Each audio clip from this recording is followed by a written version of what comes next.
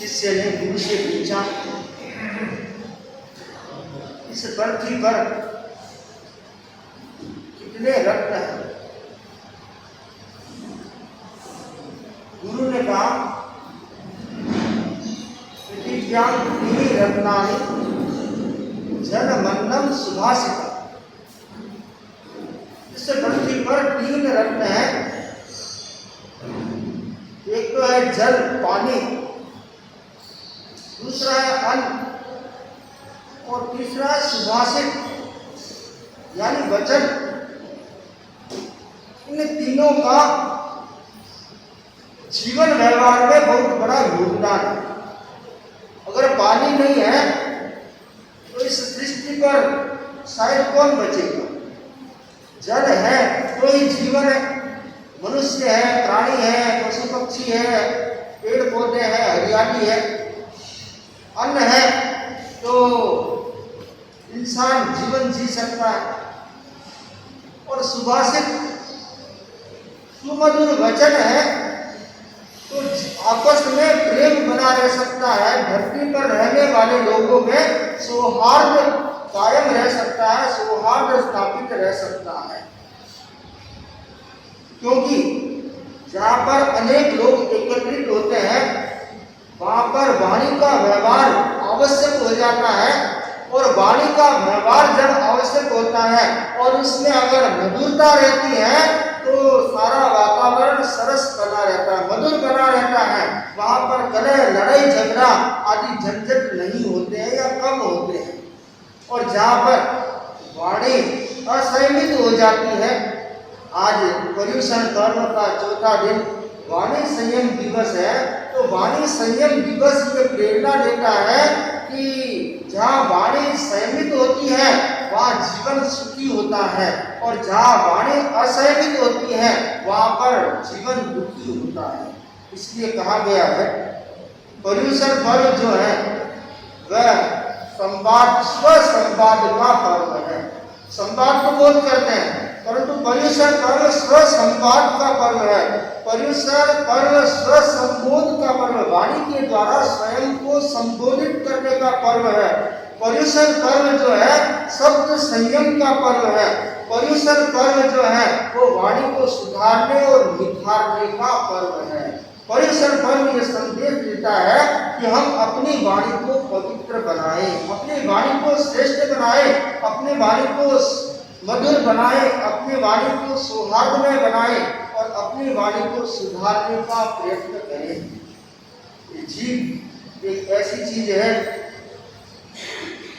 जिसके द्वारा हम शब्दों का सही प्रयोग भी कर सकते हैं, गलत प्रयोग भी कर सकते हैं।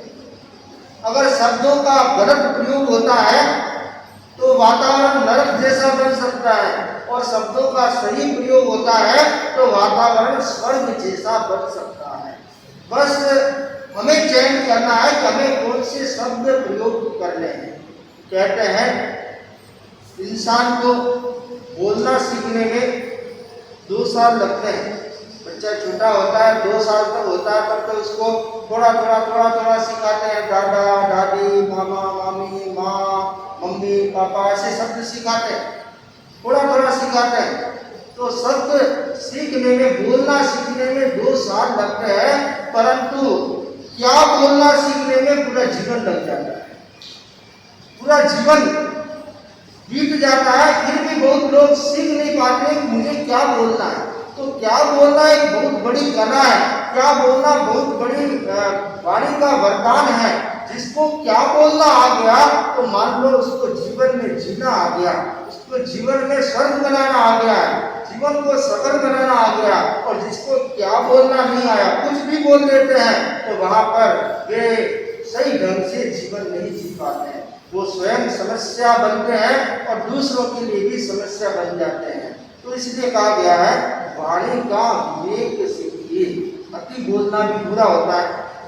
कुछ लोग ऐसे होते हैं जिनको कोई पूछता नहीं। राजस्थानी में कहावत है, पूछे नहीं ताछे नहीं हूँ लाडेरी भुआ। किसी ने बुलाया नहीं, किसी ने निमंत्रण नहीं दिया, फिर भी भुआ जी आ जाते हैं कि हाँ मैं इस भतीजे की मैं भुआ हूँ। अर्थात कोई कुछ पूछता नहीं, फिर भी बीच में बोल पड़ते हैं, अपनी राय देने लग जाते हैं, अपनी पंचायती करने लग जाते हैं। तो वहां पर वह बोलना बुरा हो जाता है, वह अति हो जाता है। कहाँ बोलिए जहाँ पर कोई पूछता। कुछ लोग ऐसे होते हैं जो दिन भर बोलते रहते हैं, सुनते कम है बोलते ज्यादा है। समझदार कौन होता है? जो सुनता ज्यादा है बोलता कम है। पर हम करते उल्टा, बोलते ज्यादा है सुनते कम है। इसलिए समस्याएं आती है जीवन में।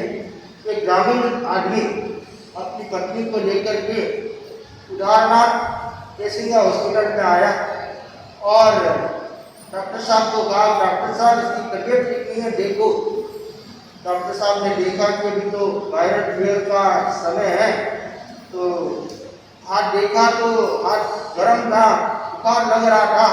तो डॉक्टर साहब ने बुखार को चेक करने के लिए उसके मुंह में थर्मामीटर डाला, और थर्मामीटर 1-1.5 मिनट तक चेक करते हैं, 1.5 मिनट तक करीबन। तो थर्मामीटर डाला और थर्मामीटर डालने के बाद डॉक्टर साहब ने देखा कितना बुखार है, चेक किया, दवाई दे दी। वह ग्रामीण उस औरत का पति उड़ते उड़ते डॉक्टर साहब से बोला कि डॉक्टर साहब ये डंडी कितने में मिलती है? उसको पता नहीं इसका नाम थर्मामीटर है। वह तो पूछ रहा है ये डंडी कितने में मिलती है? डॉक्टर साहब ने पूछा क्यों, क्या बात है? बात ऐसी है कि आपने डंडी मुंह में डाली तब तक मेरी घरवाली चुप कैसे रहेगी? इसका मतलब डंडी का कोई कमाल है, तो ये डंडी में ले आऊंगा तो मेरी घर में शांति हो जाएगी। ऐसी परिस्थितियां उत्पन्न होती हैं। एक आदमी अपनी औरत को लेकर डॉक्टर साहब के यहाँ गया, दांत का डॉक्टर था, और दिखाया, दांत दिखाए, और डॉक्टर साहब ने सलाह दी कि दांत में तो कोई प्रॉब्लम नहीं है, परंतु होंठ फटा हुआ है, तुम्हारी पत्नी का एक होंठ फटा हुआ है, उसमें टांका लगाना पड़ेगा, सिलाई करनी पड़ेगी, 5,000 रुपये लगेंगे। वह आदमी झट से जेब में से 10,000 रुपये निकालता है और डॉक्टर साहब को देते हुए बोलता है इसके दोनों होंठ पे टांके लगा दीजिए। ऐसी परिस्थितियां उत्पन्न होती है। हालांकि ये कोई सत्य घटना नहीं, काल्पनिक बात है, परंतु काल्पनिक बात के पीछे यह संदेश छिपा हुआ है कि जो अतिवादी होते हैं, जो बहुत ज्यादा बोलते हैं, उनसे लोग एलर्जी करने लग जाते हैं, लोग उनसे दूर रहना पसंद करते हैं, उनसे बात करना पसंद नहीं करते। इसलिए अपने वाणी पर कंट्रोल लगाए, अपने वाणी का संयम करें, और जितना वाणी का संयम होगा व्यक्ति की ऊर्जा अपने आप बचेगी। हमारी ऊर्जा किससे प्रभावित होती है? हमारी ऊर्जा वाणी से बाहर निकलती है। अगर हम मौन कर लेते हैं, वाणी का संयम कर लेते हैं, तो अपनी ऊर्जा को सुरक्षित रख सकते हैं और उस ऊर्जा से नई चेतना का जागरण कर सकते हैं। तो अनावश्यक बोलने से बचना चाहिए। आवश्यक तो बोलना पड़ता है, पर अनावश्यक जो है इससे बचने का प्रयत्न करना वाणी का संयम है और वाणी का विवेक है। तो आज वाणी संयम दिवस पर हम वाणी का संयम करने का प्रयत्न करें, और वाणी का संयम जहाँ होता है वहाँ जीवन की बगिया महक होती है। आदमी कितना ही ईमानदार क्यों न हो, जब तक उसका वाणी का व्यवहार नहीं सुधरता तब तक उसका व्यापार अच्छे ढंग से नहीं चलता, और लोग उसके ऊपर टीका टिप्पणी करते रहते हैं। याद रखिए, जो शहद से लिपटा हुआ है उसको मधुमक्खियां नहीं काटती है। जिस व्यक्ति के शरीर पर शहद लिपटा हुआ है उसको मधुमक्खियां नहीं काट सकती। तो ठीक उसी प्रकार आपकी वाणी में शहद जैसी मधुरता है, तो कितना ही बड़ा आपका दुश्मन क्यों न हो, वो आपको नुकसान नहीं पहुंचा सकता। क्योंकि वाणी में कमाल है, वाणी में जादू है, वह सामने वाले को प्रभावित कर देता है, उसको शांत बना देता है। तो अपेक्षा है हम वाणी को संयमित करें और वाणी को मधुर बनाएं। भगवान ऋषभ ने इसी कर्म की शिक्षा दी और सब लोग कर्म में प्रवृत्त हो गए। लोगों ने अनाज उत्पन्न करना सीख लिया, अनाज को भोजन बनाना सीख लिया। राजा ऋषभ ने स्वयं कुम्भकार बनकर के उनको मिट्टी के बर्तन बनाने सिखाए, भोजन बनाने की विधियां सिखाई। अब समस्या खड़ी हुई सुरक्षा की, क्योंकि जब वस्तु का संग्रह होता है तब सुरक्षा आवश्यक होती है। वस्तु को जितना खतरा है उससे ज्यादा खतरा व्यक्ति अपने आप को महसूस करता है। आज व्यक्ति के पास कुछ नहीं है तो उसको उतना खतरा नहीं है, और उसके पास में रुपया है, जेवरात है, तो वह सोचता है कि कब बाहर निकलना, कब नहीं निकलना, सुरक्षा के साथ निकलना। तो सुरक्षा की आवश्यकता हुई तब ऋषभ ने कुछ लोगों को प्रशिक्षित किया कि तुम लोग सुरक्षा का दायित्व संभालो। उनको तलवार चलाना, भाले चलाना, ढाल से सुरक्षा करना और विभिन्न शस्त्र, तीर कमान चलाना आदि आदि शस्त्र चलाने की उनको शिक्षा प्रदान की और उन्हें ट्रेनिंग देकर के सुरक्षा प्रहरी के रूप में सुरक्षा का दायित्व उनको सौंपा गया। वे लोग क्षत्रिय कहलाने लगे और उनको अनाज आदि की आवश्यकता होती थी, तो जिन लोगों को सुरक्षा देते थे वे लोग उनको भोजन सामग्री उपलब्ध कराते थे। जब असीकरण हो गया, देशीकरण की व्यवस्था हो गई, फिर प्रश्न उपस्थित हुआ, उस समय कोई मुद्रा नहीं थी, रुपया नहीं था, सिक्का नहीं था, वस्तु का विनिमय कैसे हो? एक आदमी के पास एक वस्तु है, दूसरे के पास दूसरी वस्तु है, परंतु दोनों वस्तुओं का विनिमय करना, आपस में आदान प्रदान करना है, तो उसकी व्यवस्था क्या हो? तो राजा ऋषभ ने कुछ बुद्धिमान लोगों को प्रशिक्षित किया, विनिमय करने का प्रयोग उन्हें बताया, वस्तु के द्वारा वस्तु, कौन सी वस्तु से कितनी वस्तु लेना, कितनी वस्तु देना, इस प्रकार उनको विनिमय की प्रक्रिया सिखाई, व्यापार सिखाया और वे व्यापारी कहलाने लगे और वेश्य के रूप में उनकी स्थापना हुई। ये वेश्य समाज है, ये वेश्य है, व्यापार करते हैं, लोगों तक सामान पहुंचाते हैं, लोग सामान देते हैं, अपनी वस्तुओं का आदान प्रदान करते हैं। अस्सी, मसी और कृषि, ये तीन व्यवस्थाएं राजा ऋषभ ने अपने जीवन काल में की। 4 प्रकार की वर्ण व्यवस्था है, क्षत्रिय, ब्राह्मण, वैश्य और शूद्र।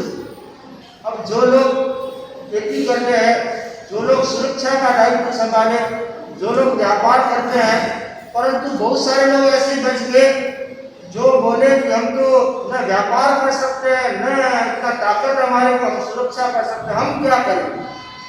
तब बाबा ने कहा तुम लोग सेवा कार्य में लगो, तुम साफ सफाई, नगर की सफाई, गांव की सफाई व्यवस्था में लगो। और उन लोगों को काम मिल गया, न तो इसमें ताकत की जरूरत है ज़्यादा और न इसमें दिमाग की जरूरत है, सेवा का कार्य सहज रूप से होता है, तो सेवा कार्य के जुड़े। तो 3 वर्ण व्यवस्था ऋषभ ने अपने जीवन काल में कर दी, परंतु जो चौथे ब्राह्मण की उत्पत्ति हुई है वह भरत के समय में हुई है।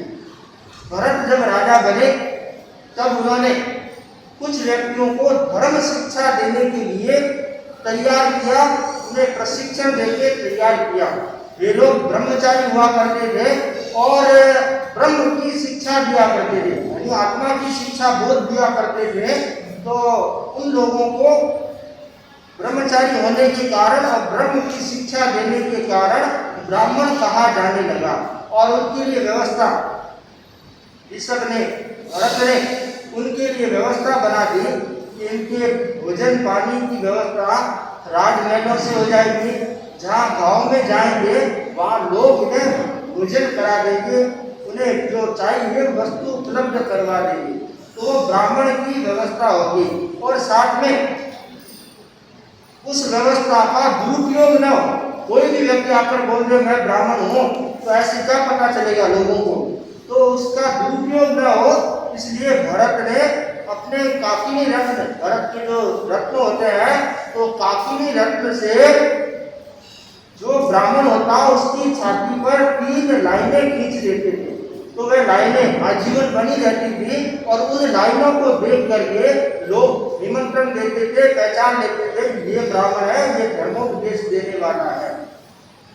वे ब्राह्मण वर्ण की व्यवस्था राजा भरत के समय में हुई और वही जो 3 रेखाएं भरत खींचते थे वो तो चक्रवर्ती थे, परंतु उनके बाद में उनके पीछे जो उत्तराधिकारी में आदित्य आदि राजा, उन्होंने 3 स्वर्ण सूत्र देना प्रारंभ किया, सोने के 3 धागे देने प्रारंभ किए और उसके बाद में वही परंपरा चलती चलती आज 3 धागे के रूप में, जनेऊ के रूप में आज भी चली आ रही। ब्राह्मण लोग जनेऊ डालते हैं, तो वह परंपरा ब्राह्मण वर्ण की स्थापना जो हुई है वह भरत चक्रवर्ती के समय में हुई है।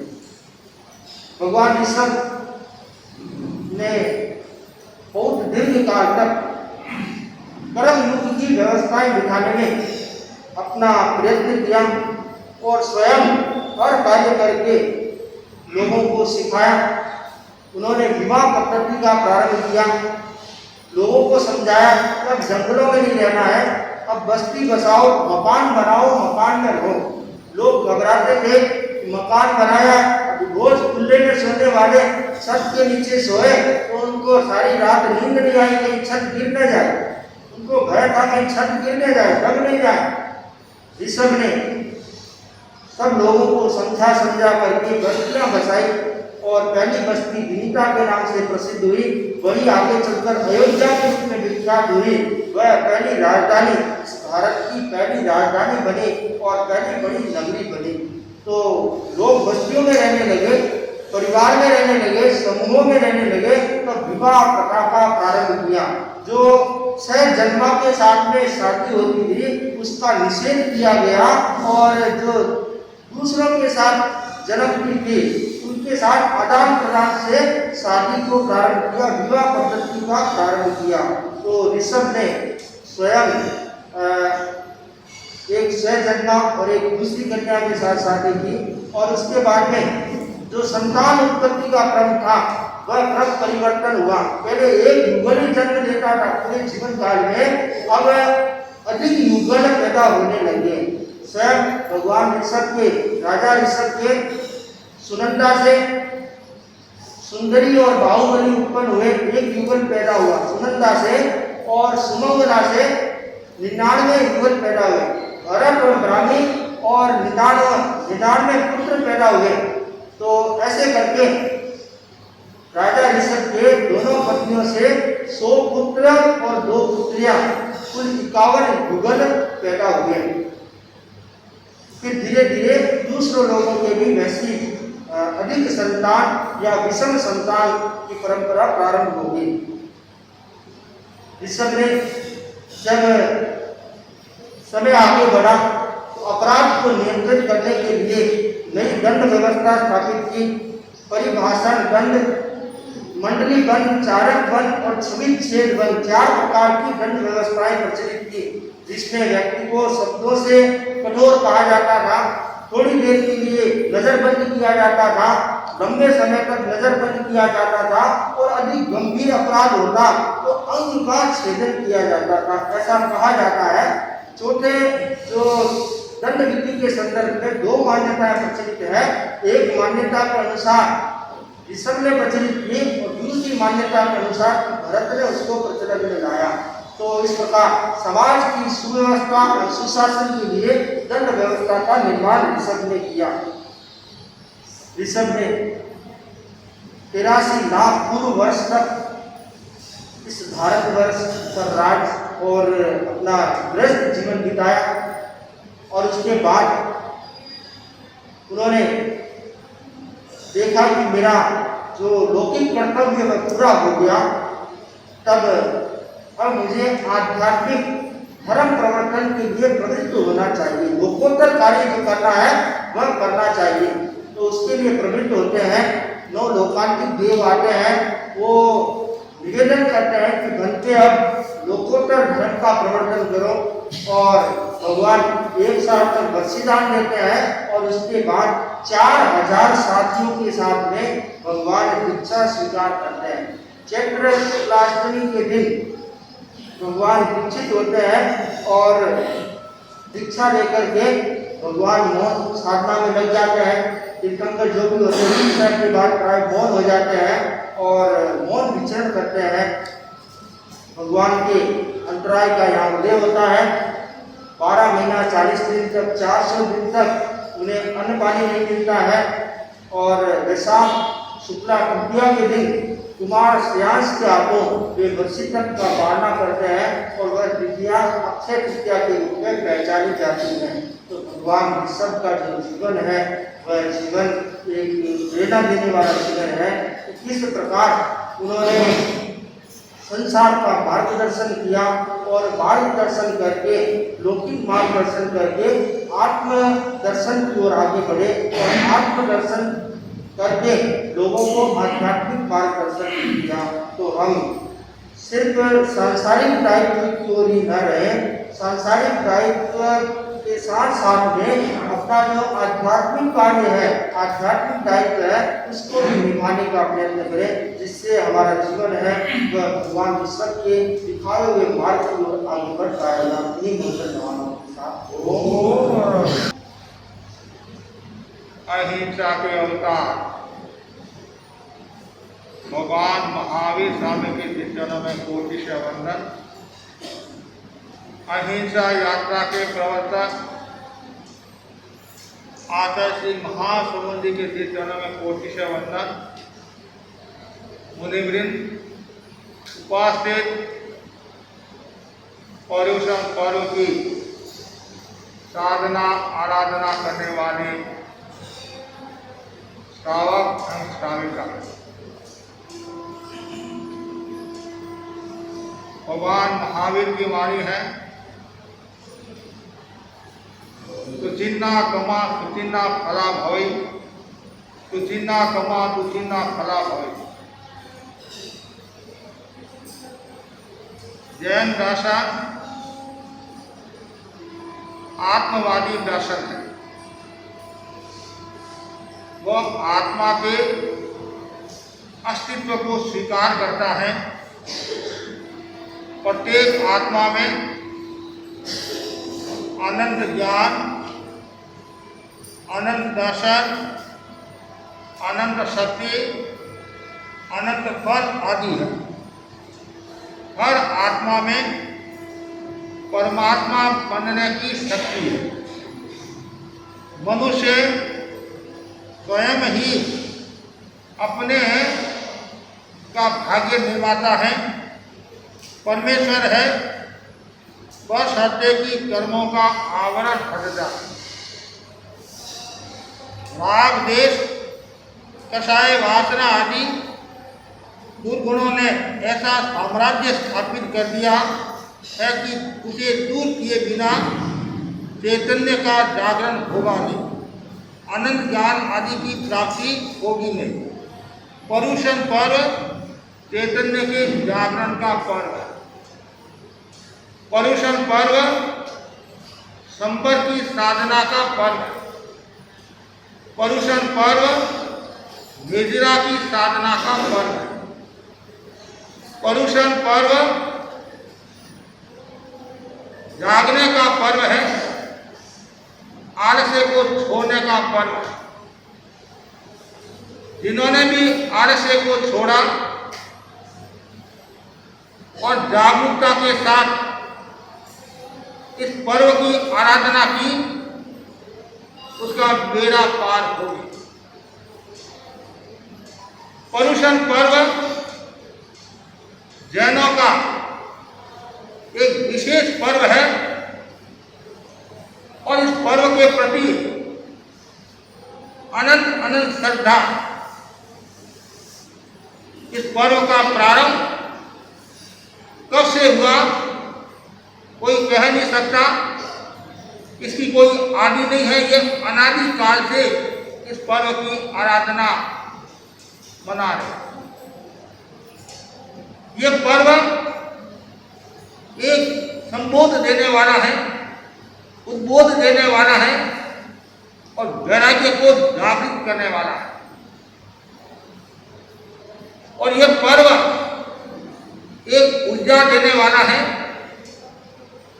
कर्मों के आवरण को हटाने वाला है। पर्युषण पर्व का यह चौथा दिन वाणी संयम दिवस के रूप में मनाया जा रहा है। ज्यादा से ज्यादा भाई बहनों को वाणी संयम की साधना करनी चाहिए, मौन की साधना करनी चाहिए। भगवान महावीर का जीवन दर्शन चल रहा है और आज हम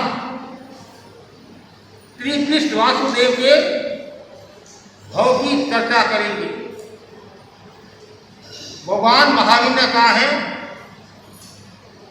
जन्म मरण का मूल कार्य है। प्रत्येक व्यक्ति कर्मों की मार से पीड़ित है। संसारी प्राणी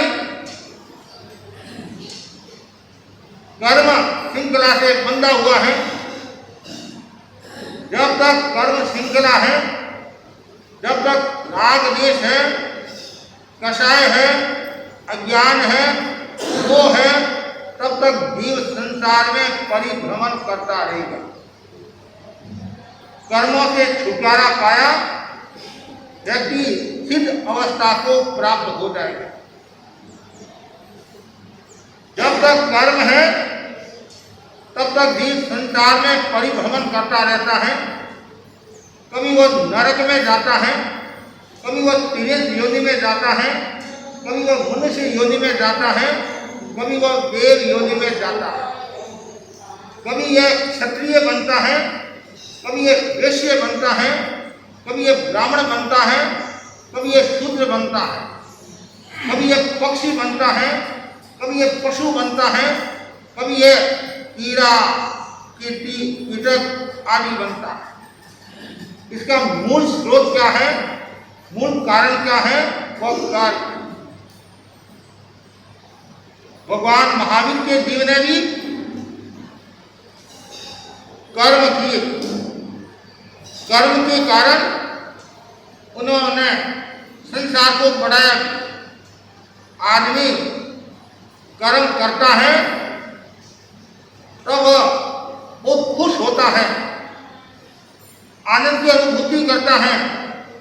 और ऐसा कहा जाता है, हंसते हंसते कर्म करता है, कर्म बांधता है और रोते रोते भुगतता है।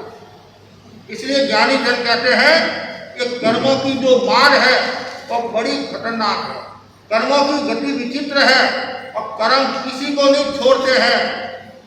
न तो ऋषभ को छोड़ा, न महावीर को छोड़ा, न भिक्षु को छोड़ा, न और किसी को छोड़ने वाला है।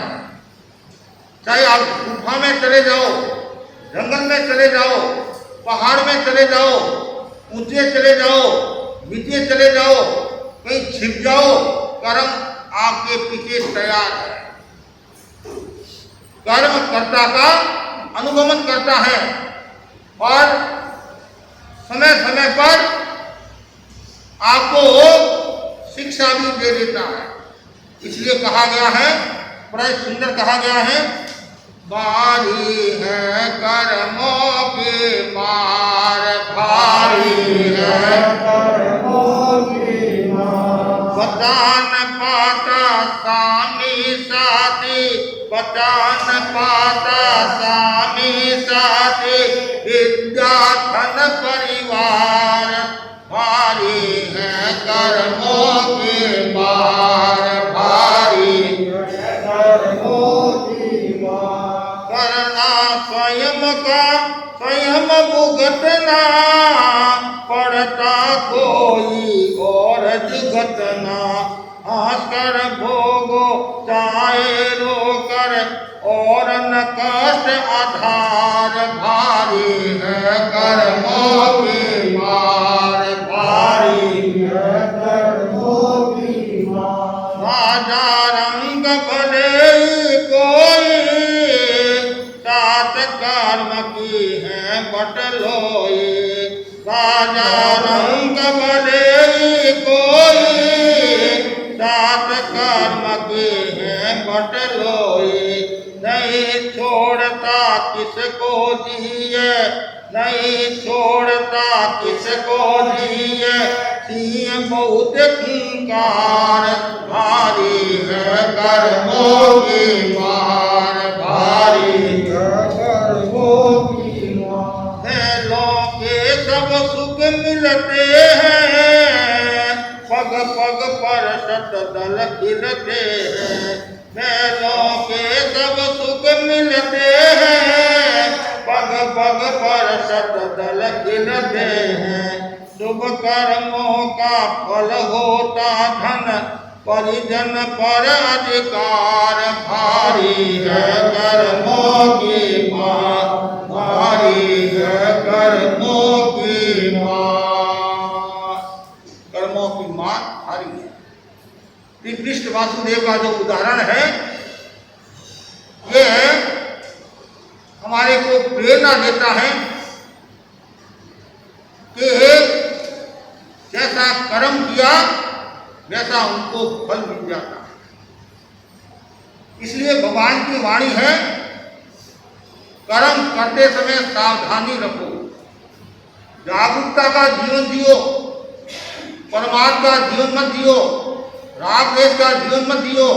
और जहाँ राग देश का जीवन होता है वहाँ कर्मों का बंद होता है, और जहाँ कर्मों का बंद होता है वहाँ जीव को संसार में भटकना पड़ता है। कभी कभी व्यक्ति परमात्मा के वशीभूत होकर कर्म करता है तो नरक और निगोद में चला जाता है, और नरक और निगोद में जाने वाला जीव को वापिस मनुष्य का जन्म मिलना मुश्किल हो जाता है।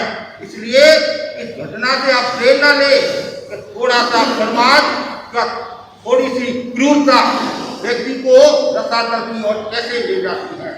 घटना इस प्रकार है, कल हमने विश्व बुद्धि की चर्चा की थी, और आयु से पूर्ण करके देवलोक में जाते हैं और वहां से वापिस सेवन होता है और वो पोतनपुर में उनका जन्म होता है।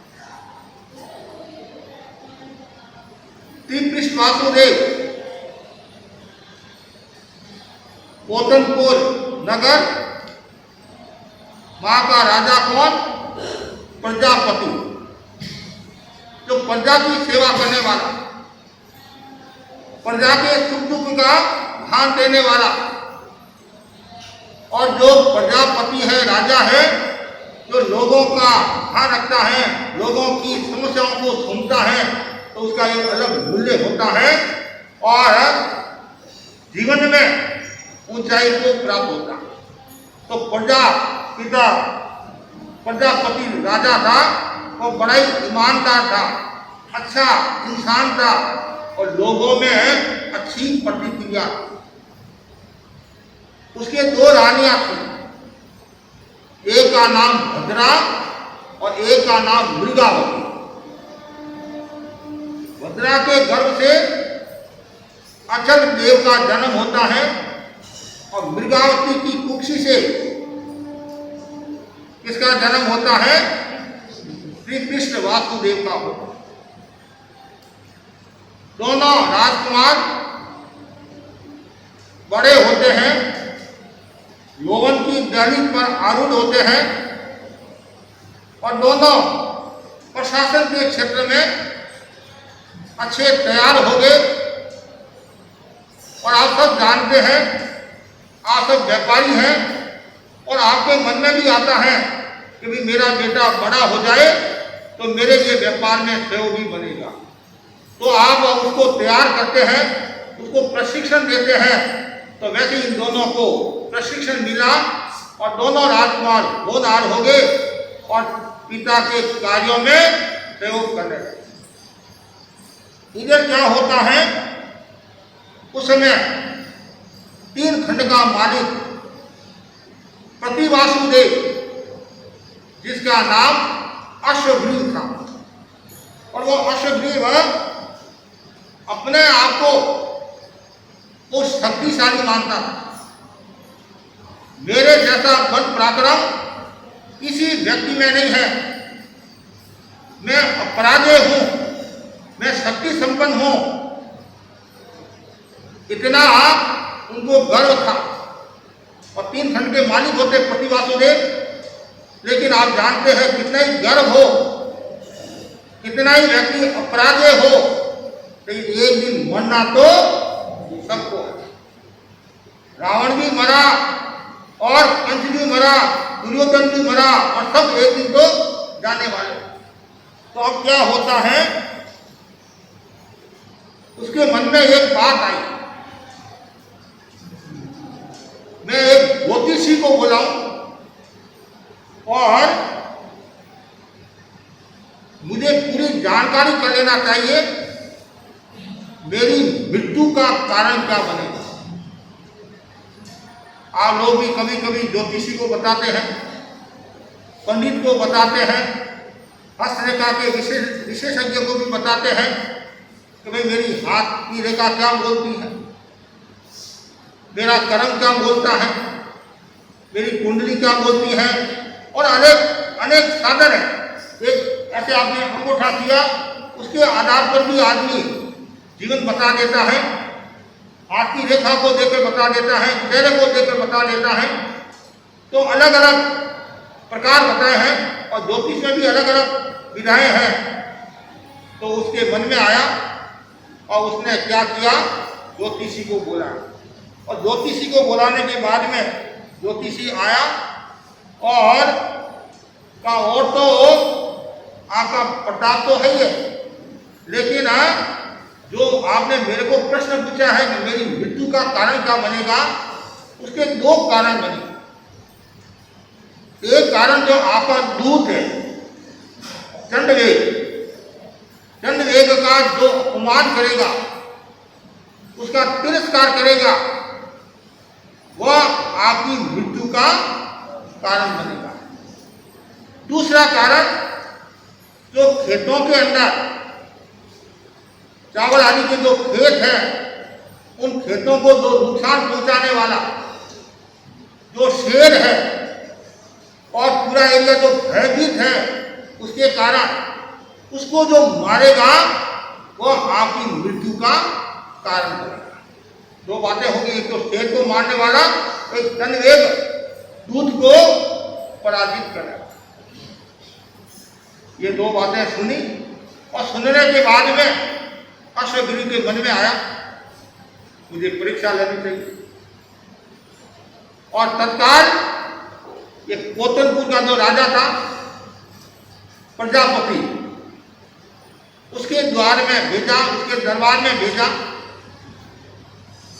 और ये चंडवेग वहां आता है, राजा सिंहासन पर बैठा था और तत्काल वेग को देखा, चंडवेग को देखा, दूत को देखा। तो परंपरा नहीं है, कोई बड़ा राजा का कोई आदमी आता है तो उनको सम्मान देना, मान देना आदि।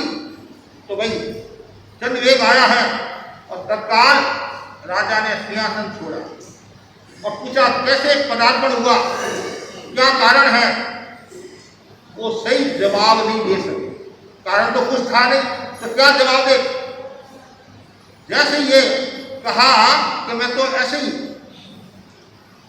कहते हैं उन दोनों राजकुमारों को गुस्सा आ गया और इन्होंने मेरे बाप का अपमान किया और बिना कारण आगे, बिना सूचना आगे, ऐसे कैसे आगे। तो दोनों बाहर आए, उसको ललकारा, फटकारा, उसको अपमानित किया। बेचारा वो तो ढूंढ गया।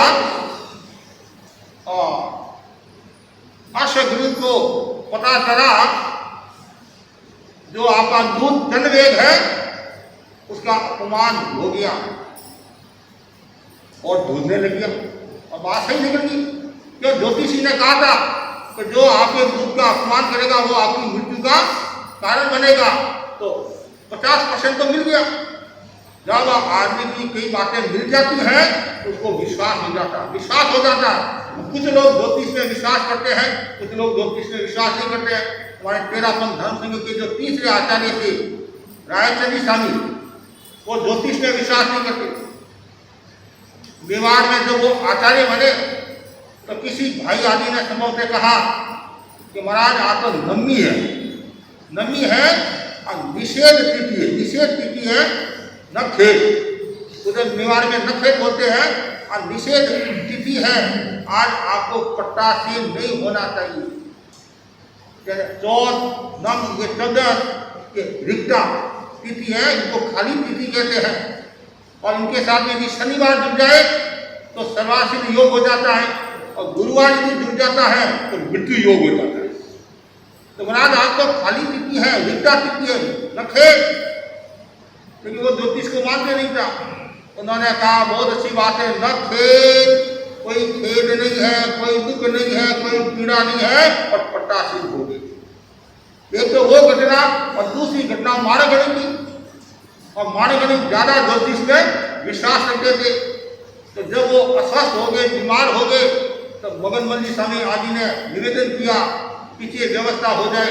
नहीं अभी तो मेरी बहुत उम्र है, जो किसी ने मुझे बताया है तो मतलब 62 की उम्र है, इसलिए आवश्यकता नहीं है अभी इतनी व्यवस्था करने की।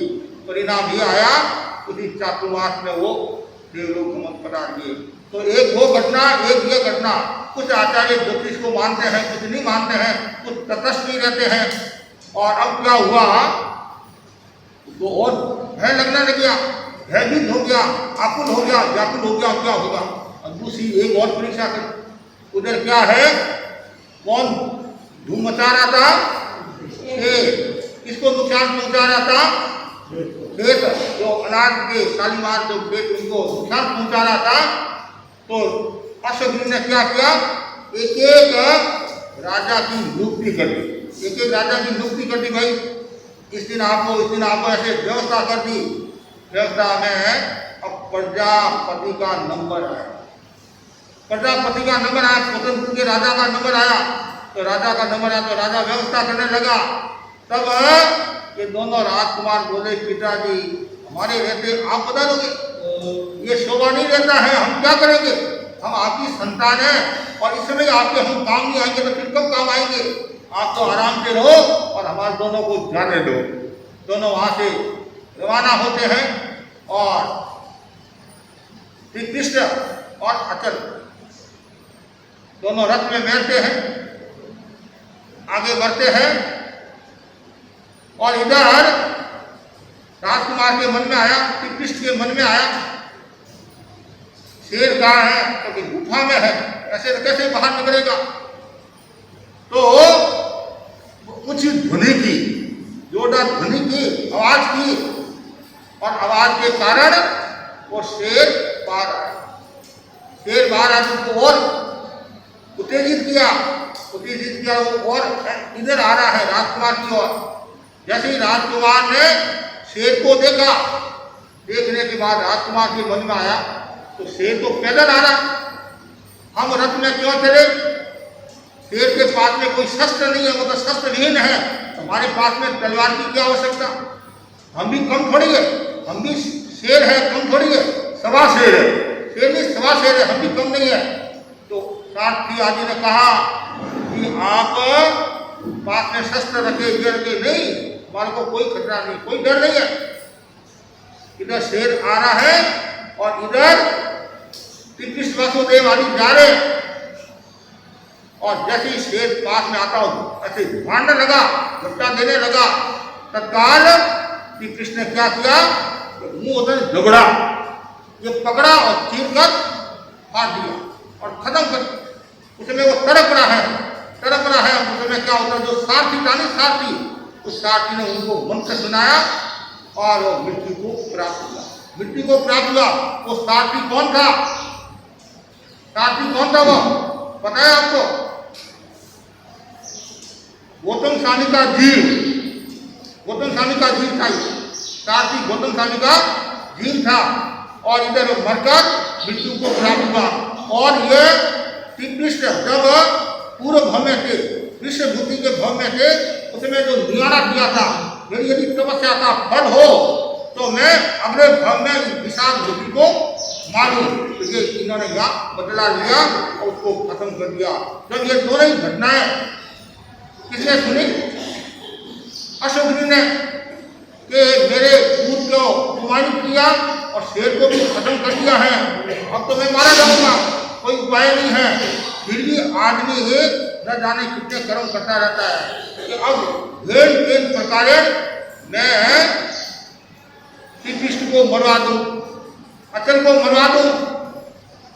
अब तीसरा हत्या शुरू किया और राजा से कहलवाया कि आपके दोनों लड़के बहादुर हैं, जैसे राष्ट्रपति आदि सम्मान करते नहीं, चक्रवीर ऐसे मतलब सम्मान करते हैं, हम भी आपके दोनों पुत्रों का सम्मान करना चाहते हैं और आप दोनों पुत्रों को यहाँ भेजो।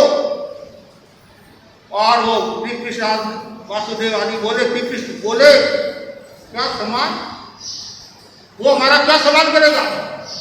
जो एक शेर को मरवा नहीं सका, ये नहीं कर सका, वो हमारा क्या सम्मान करेगा? ऐसे विठल आदमी से, ऐसे सत्वहीन आदमी से हम सम्मान कराना नहीं चाहिए। तो श्री कृष्ण वासुदेव होने वाला था और इधर वो प्रति वासुदेव था, 3 खंड का मालिक था, वो भी कम नहीं था और उसको और अहंकार आया, इतना उसको घमंड है, मैं सम्मान के लिए बुला रहा हूँ, वो नहीं आना चाहता।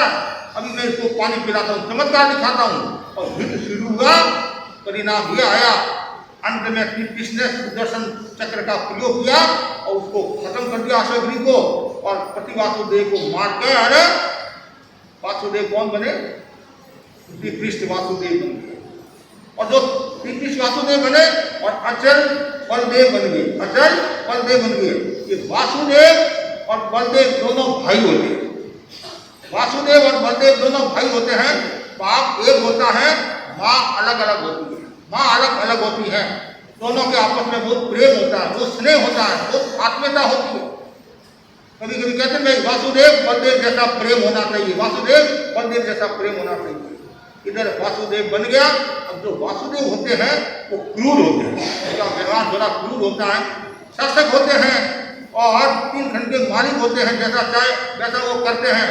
अरे उनको तो छोड़े, सामान्य आदमी होता है वो भी नहीं, कोई पद पर आ जाता है उसको भी इतना अहंकार आ जाता है कि सब कुछ मैं ही हूँ। एक वो वार्ड पंच बन जाता है या सरपंच बन जाता है, वो क्या सोचता है देश का प्रधानमंत्री मैं ही हूँ, देश का राष्ट्रपति मैं ही हूँ और पूरे देश को चलाने वाला मैं। ये अहंकार, जैसे कुएं का मेढक होता नहीं, कुएं का मेढक वो क्या सोचता है कि दुनिया में मेरे से बढ़कर कोई नहीं है। जब वो बाहर आता है तब पता चलता है। तो वैसे ये वासुदेव जो होते हैं वो शक्ति संपन्न होते हैं और 63 लाख पुरुषों में 9 वासुदेव होते हैं। कितने? 9 वासुदेव होते हैं। और वासुदेव की जो गति होती है वह गति नरक की होती है, नरक की गति होती है। क्यों? वो युद्ध कहते हैं, एक कम में शिला कहते हैं, नरक गति होती है। अब आगे हम बढ़ते हैं, शासक बन गए, राज्य का संचालन करे हैं। एक बार क्या होता है, नगर में गायक मंडली आई। क्या मंडली आई? गायक मंडली आई। और गायक मंडली आती, आप जानते हैं गीत सबको अच्छे लगते हैं।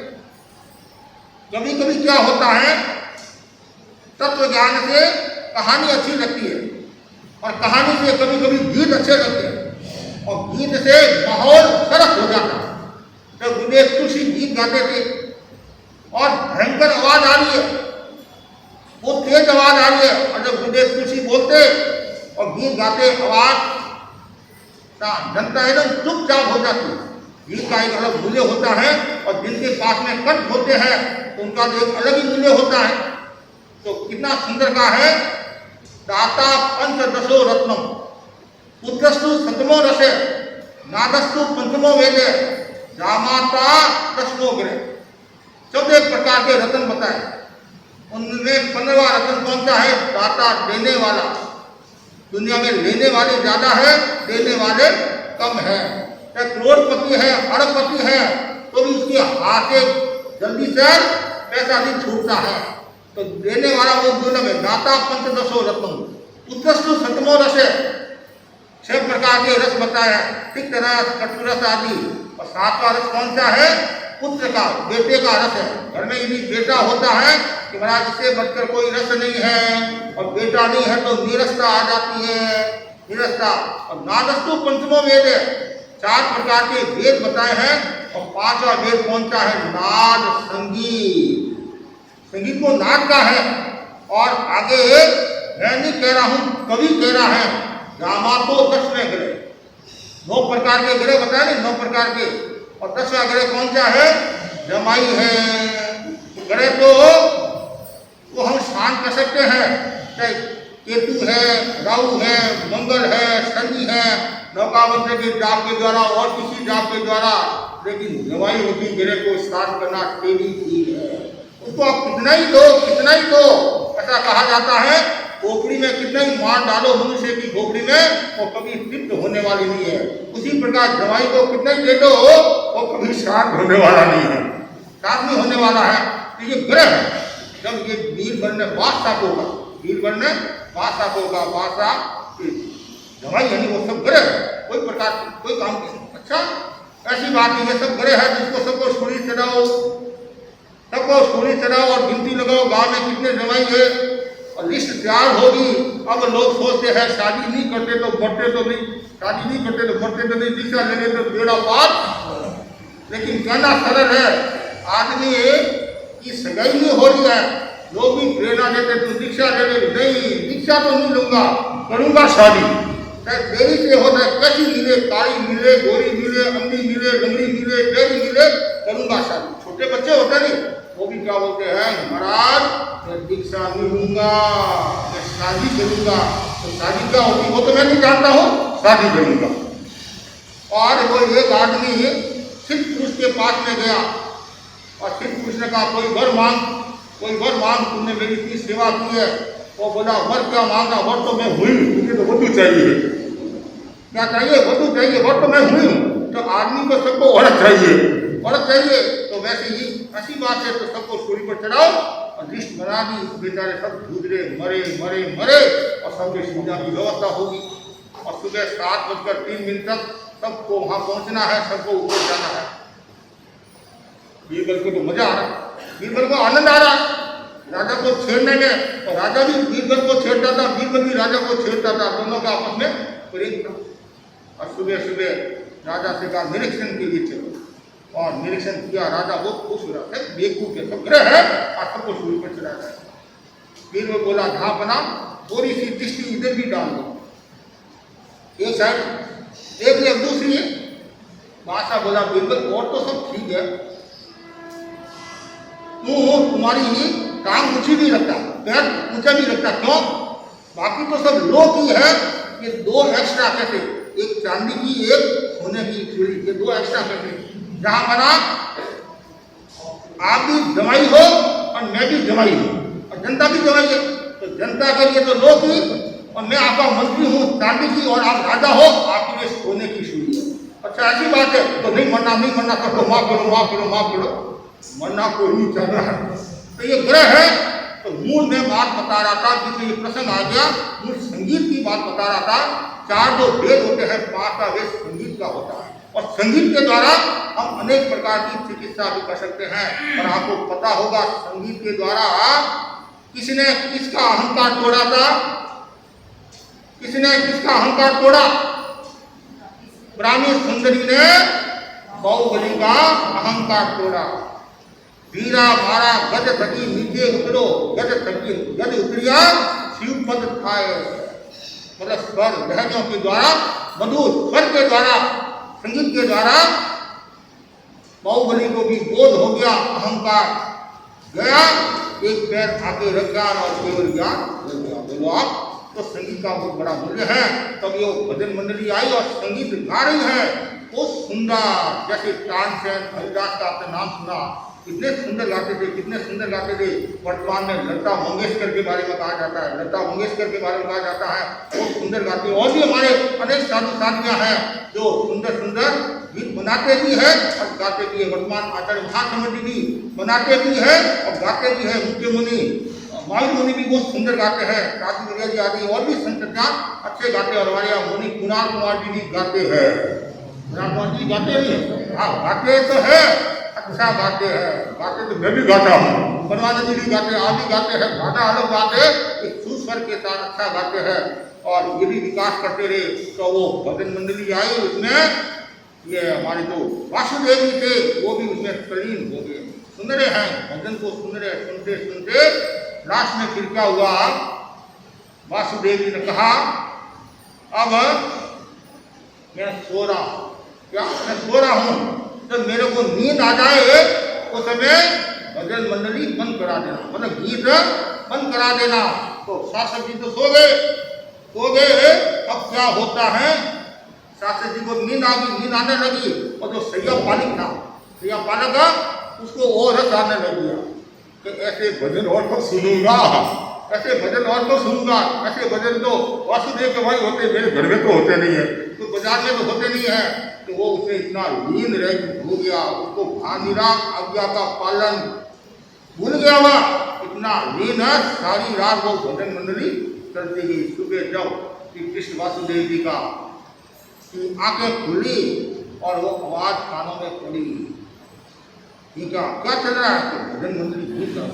अरे मैंने तुम्हारे को कहा था कि बंद करवाने के लिए, आपने तो कहा था, लेकिन मेरे को रस आने लग गया, आनंद आने लग गया, मैं उसमें तल्लीन हो गया और मैं आपकी आज्ञा पर ध्यान नहीं दे सका। अच्छा तुम्हारे को गीत इतने अच्छे लग रहे हैं और तुमने मेरी आज्ञा का उल्लंघन किया, आज्ञा की अवहेलना की, और तत्काल कर्मचारियों का गर्मा गर्म शीशे कानों में उनको इतना अच्छा गीत लग रहा है। परिणाम यह आया दिमाग बेचारा वो तड़प रहा है, मना भी कर रहा है, वो तड़प कर मृत्यु को प्राप्त हो जाता है। और इधर श्री कृष्ण वासुदेव ने जितने कर्म किए, क्रूर कर्म किए, चाहे कोई हो, चाहे राजा हो, चाहे महाराजा हो, चाहे अमीर हो, चाहे गरीब हो, चाहे श्रेष्ठ हो, चाहे रंग हो, जो कर्म किए वो तो भोगने पड़ेंगे। चाहे तीर्थंकर बनने वाले हैं, क्यों ऐसा भी कहा जाता है, भगवान महावीर के कर्म एक साइड में और 23 तीर्थंकरों के कर्म एक साइड में। इसलिए उन्होंने पूर्व में ये गम्य शिरा, ये धन्य शिरा, उन्होंने कर्म किया तो धर्म भी करेंगे, कर्म भी काटेंगे। और परिणाम ये आया, आयुष्य का बंद हुआ और मरकर कहाँ जाते हैं, सातवीं नासी में, पहली दूसरी तीसरी नहीं, सातवीं नासी में जाते हैं। और इधर जैसे इनका मृत्यु होती है तो बलदेव का मोह हो गया, इतना मोह होता है बलदेव का। और ऐसा कहा जाता है श्री कृष्ण की मृत्यु के बाद देश भाई बलदेव असल को बहुत दुख हुआ और लंबे समय तक शव को कंधे पर लेकर घूमता है, कंधे पर, ऐसा 6 महीना का भी बताते हैं, लंबे समय तक। और फिर देवता ने भी समझाया, भाई वो मत करो, ये तो प्रकृति का नियम है, नियति मतलब है कि जो जन्मा है वह मृत्यु को प्राप्त होगा। तो एक बार वो शांत हुए और फिर वापिस वो जगह अंत में तीर्थंकर भगवान का प्रवचन सुना बलदेव जी ने, और उन्होंने दीक्षा ली और दीक्षा लेकर अपनी आत्मा का कल्याण किया। और इधर जो हमारे बलदेव का आयुष्य कितना था, 84 लाख वर्ष का बलदेव का, और वासुदेव का भी 84 लाख पूर्व का वर्ष का, बचपन 25,000 वर्ष तक, मांडलिक राजा 25,000 वर्ष तक, दिग्विजय यात्रा 1,000 वर्ष तक, और शेष 83,49,000 वर्ष तक वासुदेव पद पर ये रहे और मृत्यु को प्राप्त हुए 7वीं नासी में गए। और 7वीं नासी का क्या नाम है, और प्रतिष्ठान नरकावास में 33 सागर आयु वाले वो नरकावास में पैदा होते नारक बनते हैं।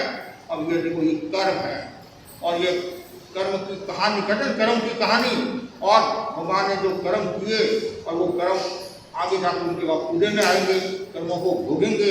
इसलिए इस घटना से प्रेरणा ले कि हमें कर्म करते समय सावधानी रखनी है। कर्म तो करना ही पड़ता है, और संसारी जीव है, कर्म तो आपको करना पड़ता है, लेकिन कम से कम अनावश्यक हिंसा से बचे, अनावश्यक हिंसा से बचे। और कोई आपको हिंसा करनी भी पड़े तो भी मन में एक व्यवस्था का भाव होना चाहिए, पश्चाताप का भाव होना चाहिए, मुझे ये करना पड़ रहा है, और प्रायश्चित लेकर शुद्ध हो जाना चाहिए ताकि गति सुगति हो जाए। और आपने प्रायश्चित नहीं लिया, आराधक नहीं विराधक बन गए, तो आपको दुर्गति में भी जाना पड़ सकता है।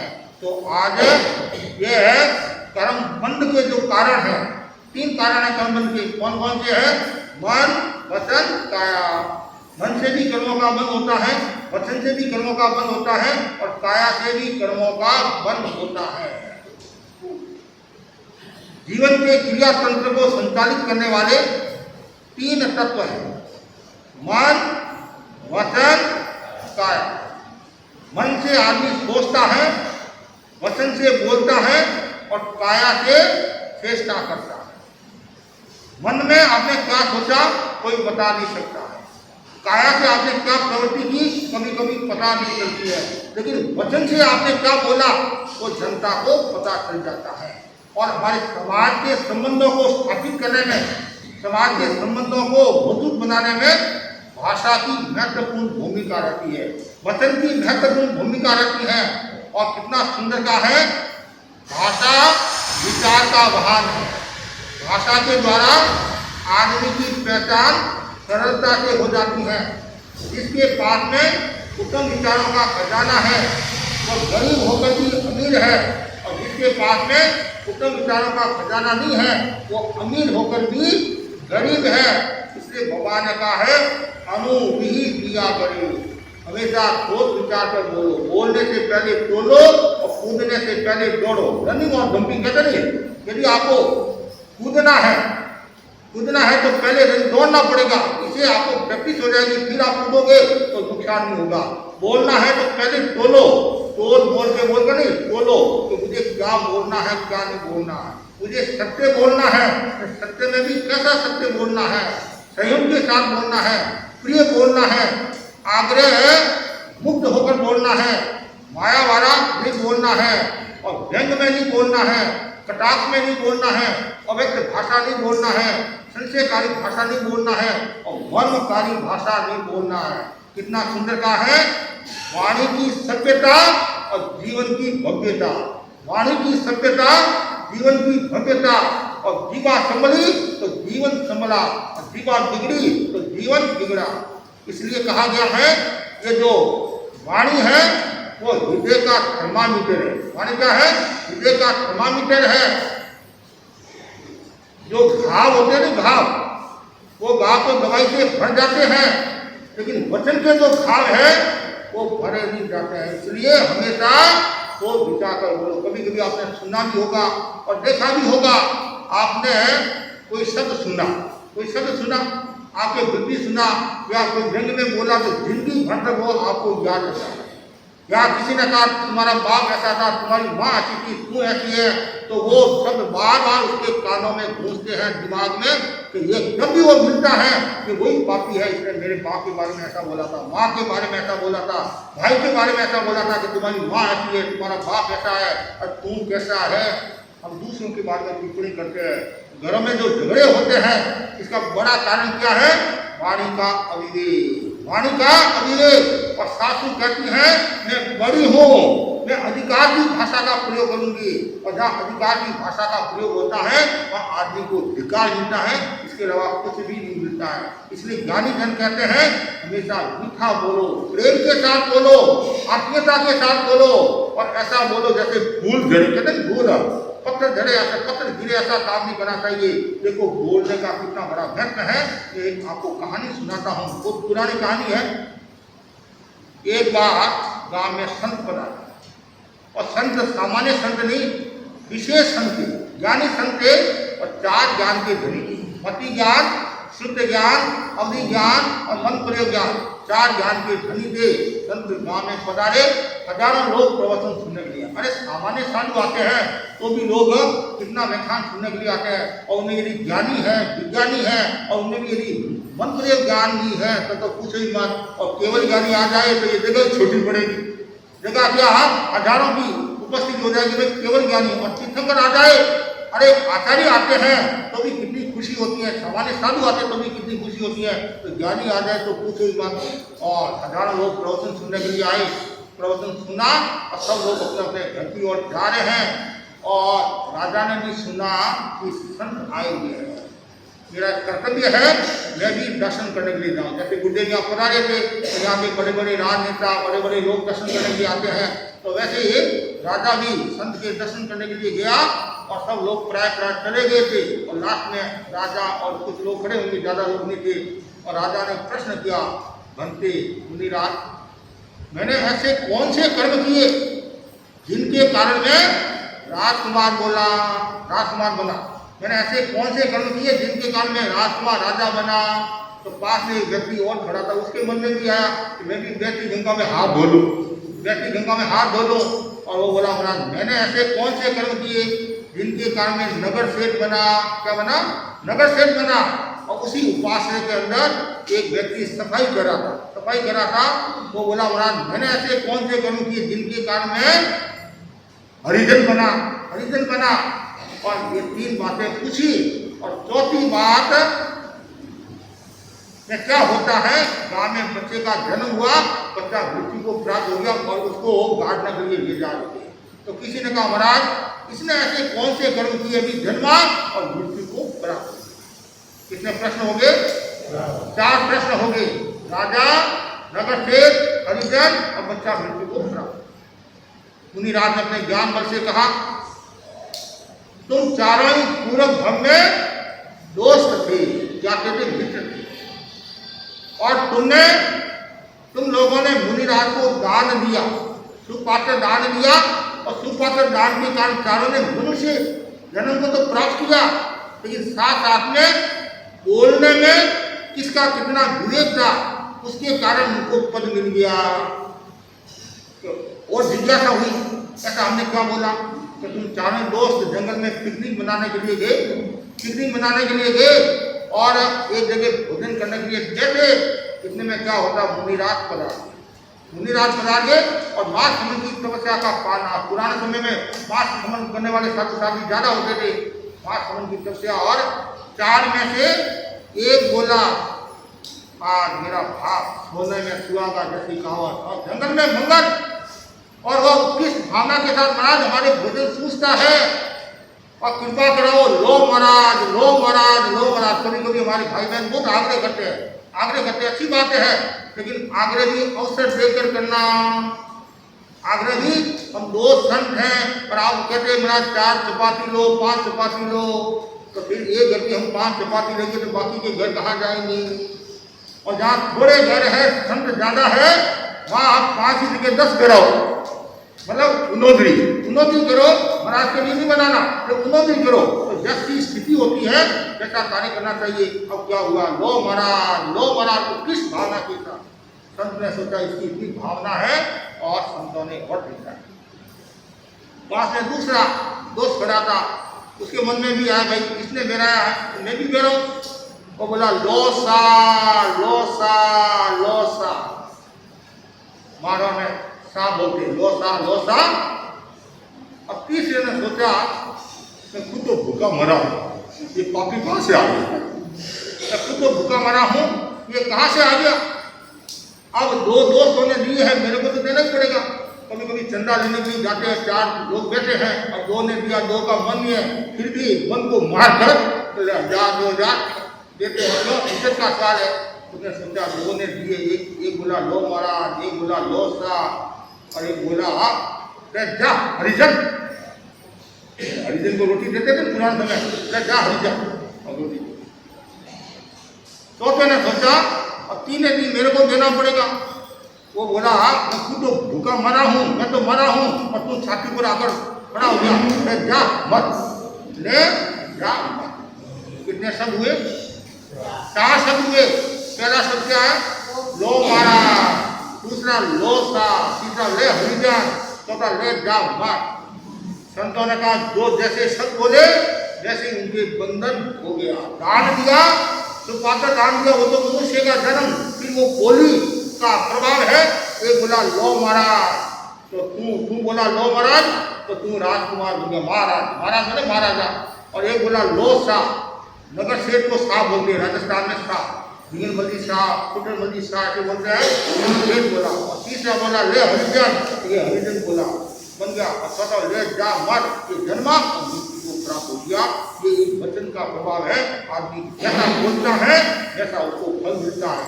ये कहानी हमें प्रेरणा देती है कि आदमी विवेक के साथ बोले, भाषा समृद्धि का भी ध्यान रखे और वचन बुद्धि का भी ध्यान रखे। भाषा समृद्धि का मतलब क्या? विवेक के साथ बोलना। भाषा समृद्धि का मतलब क्या है? विवेक के साथ बोलना। और वचन बुद्धि का मतलब क्या है? संयम के साथ बोलना। किसके साथ बोलना? संयम के साथ। जो विवेक के साथ बोलता है उसका मूल्य हो जाता है, और जो मन में आया वैसा बोलने लग गया फिर बाद में पश्चाताप करता है तो मुश्किल हो जाती है। एक राजनेता गांव में आया, उसने जोरदार भाषण दिया, इतना जोरदार भाषण दिया सब लोग लट्टू हो गए, चुगले भी हुए, सब लट्टू हो गए। और राजनेता बोला मैं आपकी सेवा करना चाहता हूँ।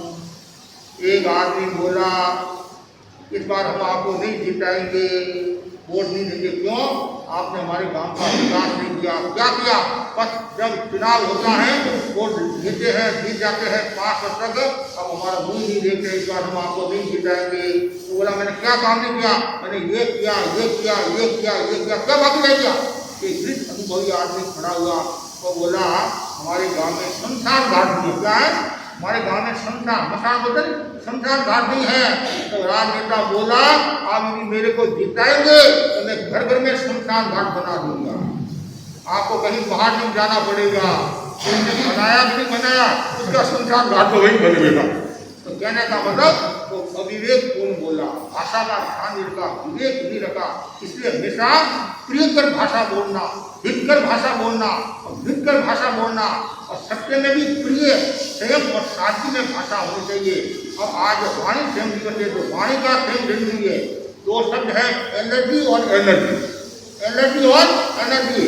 तो लोग ज्यादा बोलते हैं तो वो एनर्जी को प्राप्त होते हैं, और जो कम बोलते हैं वो एनर्जी को प्राप्त होते हैं। जो कम बोलते हैं वो ऊर्जा का संचय करते हैं, और जो ज्यादा बोलते हैं ऊर्जा को गंवा देते हैं। यहाँ तक बताया गया है कि जो ज्यादा बोलता है, अट्टहास करता है, हंसी मजाक करता है, विनोद ज्यादा करता है और कुछ न कुछ बोलता रहता है, तो भगवान ने कहा है उसके द्वार पर जो ज्ञान आने वाला है वो ज्ञान वापिस चला जाता है। उसके पास ज्ञान आने वाला है वापिस चला जाता है। इसलिए अट्टहास से बचना चाहिए, साधु को विशेष ध्यान रखना चाहिए। इसलिए साधु हमेशा कैसे बोलता है, आने का भाव है, खाने का भाव है, ऐसे बोलते हैं। रेखा देने का भाव है, ये हमारी व्यवहार भाषा है।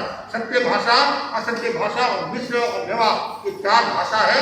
इसलिए आपको भी मैं कहना चाहता हूँ, क्यों वाणी का बहुत बड़ा मूल्य होता है, और आत्म साधना का जो चरम लक्ष्य है वो क्या है, मोक्ष है।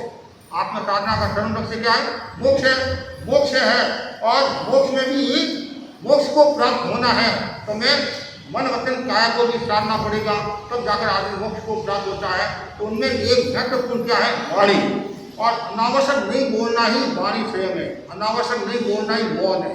आचार्य महाप्रकृति के शब्दों में अनावश्यक नहीं बोलना ही मौन है। वर्तमान में क्या होता है, आदमी मौन तो करता है, और मौन तो करता है और नहीं कहने वाली बातें सारी कह देता है मौन में। ऐसे मौन में है, अरे मौन है क्या है, वास्तव में मौन स्वर यंत्र नहीं, मतलब एक इधर उधर भी नहीं होना चाहिए। यहाँ तक भी ऐसा कहा जाता है, लिख कर भी नहीं बताना, कुछ कोई इशारा भी नहीं करना, वास्तव में वो मौन है। या इशारा क्या, लिख कर क्या तो पूरा बोल देते हैं, और ऊपर से कहते हैं मेरे मौन है, मौन है, मौन है। तो वो कौन कहती है ऐसी मौन तो हो मेरे पियर में भी नहीं होती है, मेरे पियर में भी नहीं होती है। इसलिए मौन का मतलब क्या है, अनावश्यक नहीं बोलना, मतलब स्वर यंत्र को साथ लेना, और ऐसा कोई भी इंगित इशारा नहीं करना जिससे वचन पर प्रभाव पड़ता हो। आप कहते महाराज हम मौन करते हैं, मौन में जाप कर सकते भी नहीं कर सकते हैं। आपने यदि आगार रखा है तो आप जाप भी कर सकते हैं, स्वाध्याय भी कर सकते हैं। आगार नहीं रखा है तो आप स्वाध्याय मौन ये जाप आदि नहीं कर सकते हैं। तो इसलिए ये ध्यान रखो, वाणी का बहुत बड़ा सही है। इसलिए कितना सुंदर कहा है, मौन भीतर में प्रवेश करने का प्रथम द्वार है। मौन भीतर में प्रवेश करने का प्रथम द्वार है। मौन से आत्मा की आवाज सुनाई देती है, मौन से आत्मा की आवाज सुनाई देती है, और मौन से विचारों का अल्पीकरण होता है। मौन प्रकृति के निकट पहुंचाता है। मौन की साधना से अनावश्यक व्यक्ति विवाद और कलह से बच जाता है। मौन में अद्भुत शक्ति होती है, ऊर्जा का संचय होता है, और एकाग्रता का विकास होता है। और मन वचन काया को योग कहते हैं, और योग में वचन का बहुत बड़ा मूल्य होता है। इसलिए मैं सभी भाई बहनों को कहना चाहता हूँ, आप ऐसी वाणी बोले ताकि सामने वाले को कोई नुकसान नहीं हो। और यहाँ तक बताया गया है, जो दो मीठे बोल से काम हो जाता है, दो काम पैसों से नहीं होता है, और दो मीठे बोल से काम हो जाता है। एक सासू ने बहू से कहा, बहू आज तुम्हारा शरीर ठीक हो तो पापड़ बना दे। क्या बना दे, पापड़ बना दे। तो बहू ने कहा हाँ आज ही बना दे। सासू ने कहा नहीं आज नहीं, कल बना देंगे, कल बना देंगे। वो बोले नहीं, आज वो क्या है, विजय मुहूर्त है, आज अच्छा दिन है, आज ही पापड़ बना दे। पास में भी एक सासू बहू और रहती थी, उसने सुना सासू ने, इस सासू ने बहू को कहा पापड़ बनाना है, तो उसने स्वीकार कर लिया। तो उसने भी अपनी बहू को कहा बहू आज पापड़ बनाना है, ये तो तेरा पापड़ हो जाएगा। पापड़ में क्या डालते आप, खाद। पापड़ में खाद डालते हैं, तो बहू ने भी भीतर खाद डाल दिया, वो खूंखार होगी। उसने पापड़ तो बनाया, उसके साथ में वो खूंखार होगी। क्यों, कहने में अंतर था। दोनों ने कहा, एक ने मधुरता के साथ कहा, वाणी स्वयं के साथ कहा, आत्मीयता के साथ कहा, स्नेह के साथ में कहा, और एक अधिकार की भाषा में बोली, कठोरता में बोली। इसलिए बोलना है तो वचन का संयम करो। और कुछ लोग कहते महाराज हम तो सत्य बोलने वाले हैं, हम तो सही बोलने वाले हैं। तो मैं कहता हूँ भाई तुम सही बोलने वाले हो, सही कहने वाले हो, सही सुनने के लिए तैयार हो कि नहीं हो? तो सुनने के लिए मैं तैयार नहीं, तो फिर मौन रख, तो मौन रख। और एक व्यक्ति कहता पधारो सा, विराजो सा, भोजन आलगाओ सा, तो सामने वाला कितना खुश हो जाता है। उसकी थकान दूर हो जाती है। आप दर्शन करने के लिए आए और मैंने आपको दे कह दिया, आप कितने खुश हो जाते हैं, भाग होंगे। और दे ही का थोड़ा इधर कर दिया तो आग हो जाते हैं कि मैं 200 रुपया खर्च करके आया और महाराज ने मेरे को दे देगा और मैं महाराज के दर्शन भी नहीं दूंगा। मतलब कितना है, एक तो परार होता, विराज होता, भोजन आगे होता, आदमी कितना खुश होता है। और एक कहता है छाती को तो खुद खुद तो भूखो मरूं और छाती पर आकर बैठ गया, ये बोलने की कहाँ आवश्यकता। आज भी हमारे गांव में नगरों में ऐसे ऐसे लोग मिल जाएंगे, बाहर से जितने भी यात्री आते हैं और उनको अपने घर ले जाते हैं। मेरे संस्था के पिताजी हमारा सातवां किशोर में था मोहनलाल जी आम्बेडकर के साथ में कितने लोग आए होंगे और महाराज सबको वो घर पर ले जाते। तो मेरे संस्था के पिताजी ने मुनीषी ने फरमाया पिताजी को कि अपना घर देखकर कार्य करना चाहिए, इतने लोग आ रहे हैं तो महाराज मेरे तो ऐसे ही चलता रहेगा, मेहमान कहाँ है, ये तो भगवान है, मेहमान कहाँ है। तो जिनके घर में मेहमान आते हैं, लोगों के चरण छूते हैं तो वो घर का वातावरण की चेंज हो जाता है। पुराने समय में मैंने क्या सोचती थी, मेहमान आए हम भोजन करें, और मैंने संभव से सोचती होगी मेहमान जाए हम भोजन करें। पहले कोई भी ससुराल का आता तो कितने खुश होते कि मेरी जेठानी आई है, मेरे देरानी आई है, मेरे काका ससुर जी आए हैं। और आज कोई भी यदि आ जाता है कि जेठ आ गया है, जैसे माता में लकड़ी मारी हो, नाभि समझ गया, लकड़ी जैसे माता में लकड़ी मारी हो और ये जेठ आया है भोजन कराना पड़ेगा, कितना अंतर आ गया। वो जो प्रेम था वो आज मतलब कितने आप खुश होते थे, कितने राजी होते थे, मेरे मेहमान आए। आज घर में 4 सदस्य है, एक उत्तर में बैठा है, एक दक्षिण में, एक पश्चिम में, एक और कौन सी दिशा है, उत्तर पूर्व दक्षिण पश्चिम में बैठा है और चारों अपनी मस्ती में है। और वो मोबाइल ले लिया और घर में क्या हो रहा है, क्यों संबंध छूट गई। पहले बोला भगवान का संबंध था, आजकल मित्रों से बात करेंगे, सगे संबंधियों से बात नहीं करेंगे। मतलब मजे की बात क्या है, सासू से बात नहीं होती है और काके सासू से बात होती है। ये है जो वर्तमान की जो परिस्थितियां हैं, इसके कारण कितना नुकसान हो रहा है। अब दूसरों से भी बातें मने भी है, पहले घरवालों को तो संभालो, घरवालों को तो प्रेम दो, सासू भी प्रेम दे, बहू भी प्रेम दे, सारा वातावरण घर का स्वच्छ रहने में वचन की भूमिका रहती है। इसलिए वाणी का क्रम और कम बोलो, जितनी आवश्यकता है। आप देखो विदेशी लोगों को देखो कितना कम बोलते हैं, कितना, और भारतीय लोग तो बोलते ही जाते हैं। 2 औरतें मिली, 2 लड़के मिले, 2 लड़के मिले और बोले कि मेरी माँ गजब की विदुषी है, तो कोई भी विषय दे दे उस पर 2 घंटा 3 घंटा बोल सकती है। दूसरा लड़का बोला बस इतना नहीं, मेरी माँ तो तेरी माँ से भी गजब की विदुषी है, विषय हो या मत हो दिन भर रेडियो चालू रहता है। अगर रेडियो को चालू नहीं रखना है, जब आवश्यकता है आपको बोलना ही पड़ेगा। कभी कभी क्या होता है, जब बोलना है उसमें तो मौन करके बैठ जाते हैं, और जब नहीं बोलना है उसमें बड़बड़ करते रहते हैं, वो मुश्किल हो जाती है, नुकसान हो जाती है। इसलिए बात सभी भाई बहन ध्यान दे, वाणी का संयम, और जितना वाणी का संयम होगा, जितनी वाणी में आत्मीयता होगी, उतना व्यक्ति आगे बढ़ेगा। तो बस सभी भाई बहन वाणी का ध्यान रखें, वाणी का संयम होगा तो घर परिवार स्वर्ग में हो जाएगा, और वाणी का संयम नहीं हुआ तो घर परिवार नरक में हो जाएगा। और इसलिए हमेशा वाणी संयम, रचना का संयम कहते नहीं। 5 इंद्रियां हैं, उनमें 4 इंद्रियां 2 है, अच्छा 2 है, और एक इंद्री कौन सी है, रसेंद्री 1 है, बाकी ये 2 है और काम 1 है। सुनना, देखना, सूंघना, स्पर्श करना, और ये रानी भाई 1 है, इसके काम 2 है, एक तो खाना और एक बोलना। खाने में असहम होता है तब डॉक्टर के पास जाना होता है, और बोलने में असहम होता है तब वकील के पास जाना होता है। इसलिए दोनों में संयम करो, वाणी का संयम, तो न तो वकील के पास जाना होगा और न डॉक्टर के पास जाना होगा, और घर का वातावरण अच्छा हो जाएगा। इसी आशा के साथ